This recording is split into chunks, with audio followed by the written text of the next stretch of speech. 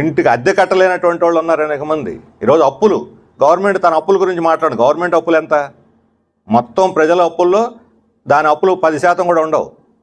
ఈరోజు అసలు అప్పులన్నీ భరిస్తుంది ప్రజలు. ప్రతి కుటుంబం అప్పులు, మైక్రో ఫైనాన్స్, డోక్రా ఫైనాన్స్, బ్యాంక్ అప్పులు, ప్రైవేట్ అప్పులు, ఆ అప్పు ఈ అప్పు అని చెప్పి అవన్నీ చాలక ఇప్పుడు క్రెడిట్ కార్డులు, ఈ ఆన్లైన్ మార్కెటింగ్, ఈ కామర్స్ పేరుతోటి వాళ్ళు ఈఎంఐలు కట్టమని వీళ్ళు వెంటబడి ఉబ్బి తబ్బిబ్బి అయిపోయి టెంప్ట్ అయిపోయి కొనుక్కోవటం, ఎట్లా ఒకటి అమ్ముకోవాలని ఎన్ని రకాలైన అవస్థలు. అమ్మేవాడికి అవస్థలే, కొనుక్కునేవాడికి అవస్థలే. వాడు అప్పులు, జనం అప్పులు పాలు అవుతున్నారు.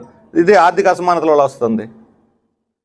కాబట్టి ఇది పెట్టుబడిదారీ వ్యవస్థలో దీనికి పరిష్కారం లేదు. ఒకసారి తగ్గొచ్చు, ఒకసారి పెరగొచ్చు, రిలీఫ్లు తప్ప, ఉపశమనం తప్ప దీనికి పరిష్కారం లేదు పెట్టుబడిదారీ వ్యవస్థలో. ఇది సోషలిజంలోనే దీనికి పరిష్కారం, ఇంకో మార్గం లేదు దీనికి. అందుకని పెట్టుబడిదారీ వ్యవస్థకి ఈరోజు సోషలిజమే ప్రత్యామ్నాయం.